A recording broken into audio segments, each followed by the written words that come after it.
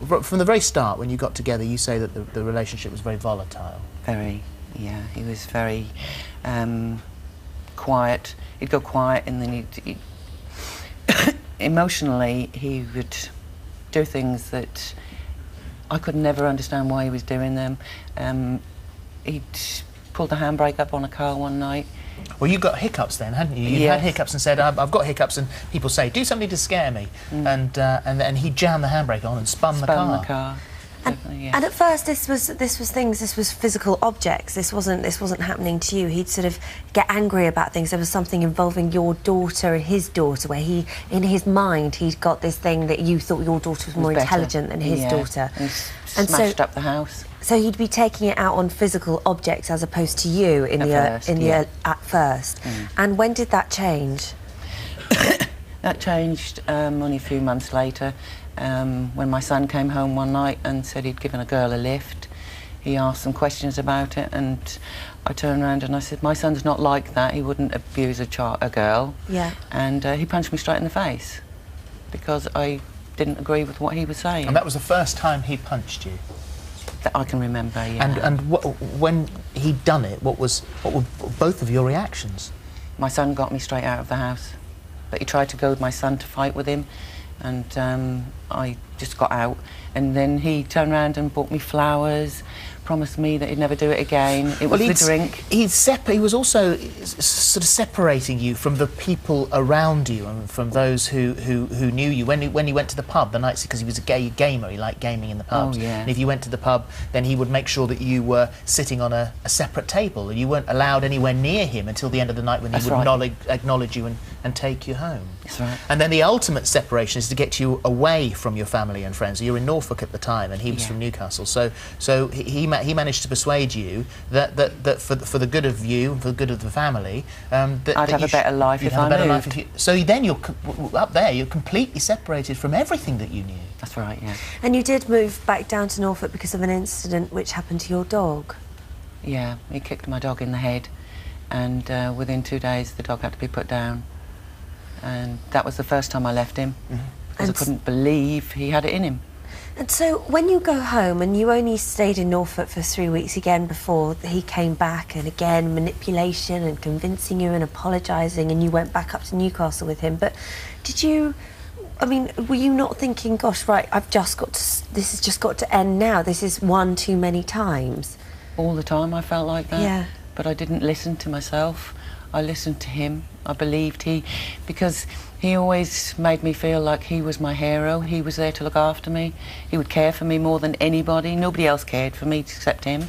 And living a life of domestic violence and abuse all my life, I believed him, and I needed him to love me and care for me. Well, you had nothing else at this point. No. Well, you married in 1999, and you said the only way, really, for a calm and safe life was for you to be a doormat. Definitely. You had to do what he said. Yeah. And cause no ructions within the house. I spent my time trying to read what he needed me to say. Yes. And then in 2001 you became pregnant, and thought, because he said to you he'd like to have children, that this could be the moment that will calm him down. But in actual fact, that fired him up even further. He wanted me to get rid of the child.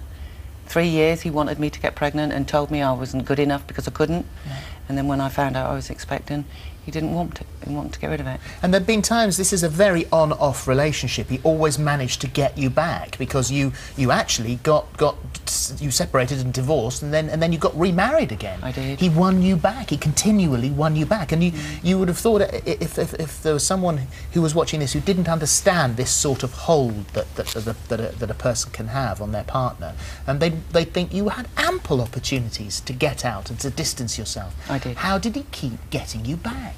Because I felt I was totally worthless. He was the only good person in the world. Everybody else lied, they cheated, but he was there to protect me, and I was addicted to him because of it.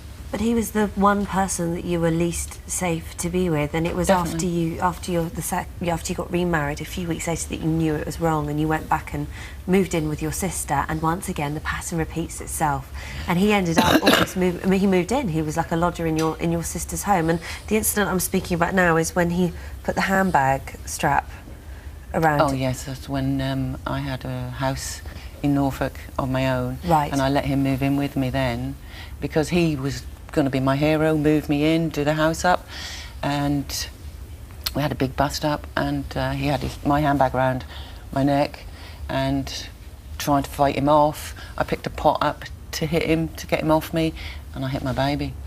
And your baby was 18 months at the time, and he then used this against you and took the baby to A&E and wouldn't let you have any contact and made you obviously feel terrible about what had happened. Told me he was going to get social services to get me arrested. Just constant emotional and physical abuse the whole time. Yeah. So you're away from him for a while again, and then in 2007 he says to you, you know, self-help books are gonna get me through this. I am a changed man. Let me back into your life again. And he came back into your life, and this is the incident that nearly killed you. What was the trigger that night? I don't know what triggered him, obviously, but I think that because I was 2 or 3 weeks listening and reading Paul McKenna books, self-help books, I got stronger. Yeah. And when you're strong against a bully, they can't cope with that, and I think that was the triggering point for him. And I had a job to start the next day, and he couldn't cope with that, and he'd made a strong room to... He barricaded you in. I mean, he nailed up the doors. The whole house, yeah? And myself, and you couldn't get son. in. And this is the... I read this morning, and this is as if your story isn't horrifying enough. That he's taking a knife in between your toes, yeah, to see how much pressure, how it cuts, what it does. The damage that we showed, I mean, this is torturing you.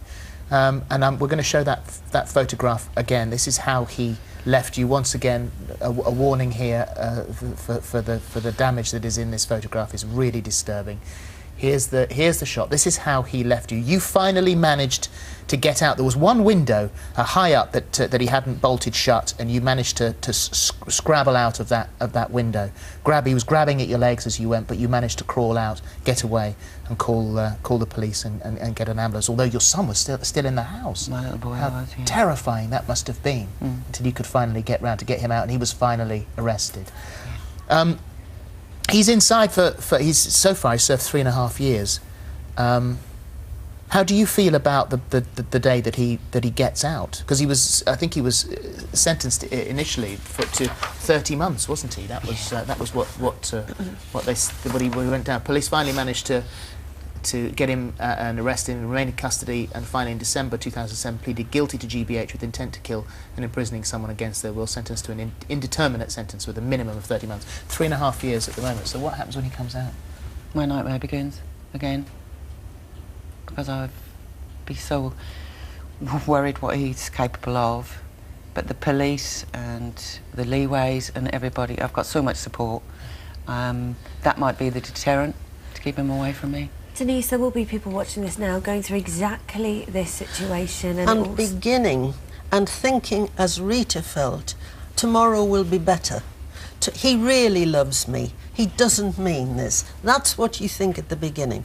I've heard this story so many times, and you know, she's so sensible and so nice. You think, how did she fall for it? Well, it's a clever con game from the very beginning. The manoeuvring, the removing the people who might intervene. And it's happening to people out there now.